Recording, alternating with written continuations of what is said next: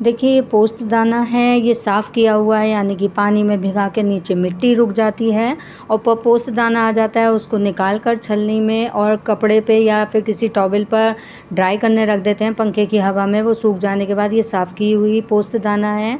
और ये है 2 टेबल स्पून और ये है काजू टुकड़ा यानी कि 4 टुकड़ा और ये है 2 टेबल स्पून। और इसमें एक अखरोट और क्योंकि जो काजू का टुकड़ा था वो कम था तो उसकी क्वांटिटी पूरी करने के लिए मैंने ये डाल दिया। और ये है खरबूजे की मींग और ये बिना छिली हुई है, छिलके सहित है।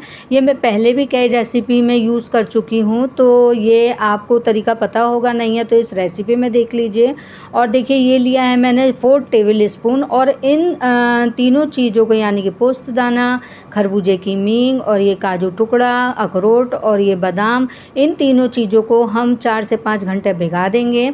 और इसके बाद ये है 1 शिमला मिर्च, 2 टमाटर और करीब 3 से 4 इंच का टुकड़ा था ये अदरक का जो मैंने मोटा मोटा चॉप किया है और 3 हरी मिर्चें। और क्योंकि मैं आज जो रेसिपी बना रही हूँ उसमें प्याज और लहसुन का यूज़ नहीं कर रही हूँ और इस वजह से ये शिमला मिर्च का यूज़ कर रही हूँ। और देखिए ये है 1 तेज़पत्ता, खड़े मसाले हैं कुछ, ये है 1 तेज़पत्ता और दालचीनी आधी टेबल स्पून, 1 टेबल स्पून जीरा, 4 से 5 लौंग और 8 से 10 काली साबुत मिर्च। और इसके बाद ये है रोस्टेड मखाने यानी कि 2 कटोरी मखाने हैं। और ये है थोड़ा सा करीब 50 ग्राम पनीर होगा। और कारण यही था कि पनीर बहुत कम था तो इसलिए मुझे क्वांटिटी बढ़ानी थी सब्ज़ी की, तो इसके लिए मैंने ये सब चीज़ें यूज़ की हैं। और देखिए शिमला मिर्च मैंने बारीक चॉप्ड कर ली है और इसके साथ ये हरी मिर्च भी टुकड़े डाल दिए हैं, 3 हरी मिर्च। और देखिए इतने मोटे मोटे टुकड़े मैंने अदरक के डाले हैं। कारण क्या है कि प्याज और ये तो यूज़ करना नहीं है मुझे लहसुन, तो इस वजह से ये चारों चीज़ें का मैं बारीक पेस्ट बनाऊंगी मिक्सी में। और ये शिमला मिर्च फ्रेंड्स आप डालकर देखिए पेस्ट में, इतना यम्मी टेस्ट आता है कि मैं आपको बता नहीं सकती। और ये मैं दूसरी बार बना रही हूँ रेसिपी ये शिमला मिर्च डालकर, तो मेरे हस्बैंड को इतनी पसंद आई थी कि उन्होंने दोबारा बनवाई और मैंने सोचा क्यों ना ये रेसिपी आप लोगों को शेयर करूँ जब मेरे हस्बैंड को इतनी पसंद आ रही है। और फिर मिक्सी के जार में हम तीनों चारों चीज़ों को, ये चारों जो बाउल की चीज़ें हैं, मिक्सी के जार में इनका एक स्मूथ पेस्ट बना लेंगे। और इसके बाद देखिए ये 2 टमाटर मैंने बारीक चॉप्ड किए हैं और ये मैं बाद में यूज़ करूँगी। सॉरी मैं ये कहना भूल गई थी कि इसमें से पानी में से जो सोख हुए हैं उसमें से निकाल कर आपको बारीक पेस्ट बनाना है। अगर इसमें ज़रूरत पड़ती है तो आप थोड़ा सा पानी डाल लीजिएगा अलग से प्योर वाला। और ये चीज़ें मैंने देखिए पोस्तदाना भी छान लिया था, पानी उसका निकाल लिया था। साथ ही इसमें डालेंगे 1 टेबल स्पून पनीर, ये ऑप्शनल है, अगर आप डालना चाहें तो डाल लीजिए। और क्योंकि ग्रेवी तो गाढ़ी करनी ही है किसी ना किसी चीज़ से, इसलिए मैंने डाला है पनीर 1 टेबल स्पून।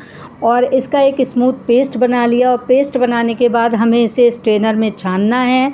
छानना इस वजह से है क्योंकि इसमें हमने जो खरबूजे की मींग यानी कि खरबूजे के बीज डाले थे वो छिलके सहित डाले थे। अगर आप इसमें छिले हुए मींग यानी कि खरबूजे के बीज डाल रहे हैं तो इसे छानने की बिल्कुल कोई ज़रूरत नहीं है। और क्योंकि मैंने ये साबुत डाले थे मींग तो इस वजह से मुझे छानना बहुत ज़रूरी है। तो इसको छानकर एक हम स्मूथ पेस्ट बना लेंगे। और देखिए ये स्मूथ पेस्ट बन गया, थोड़ा सा पानी डाल कर मैंने डाला है तो थोड़ा सा लिक्विड हो गया तो उसमें कोई फ़र्क नहीं पड़ेगा। तो फ्रेंड चलते हैं आगे के प्रोसेस पे। तो हमने 3 टेबल स्पून डाला देसी घी और आप अगर रिफाइंड में बनाना चाहें तो रिफाइंड में बना लें। और खड़े मसाले हमने इसमें डाले गर्म होने के बाद। और इसका जीरा चटकने के बाद हमने डाला इसमें टमाटर, जो हमने 2 चॉप्ड किए हुए थे बारीक टमाटर, वो डाले इसमें। और इसको लो मीडियम फ्लेम पर इसको भुनने देंगे।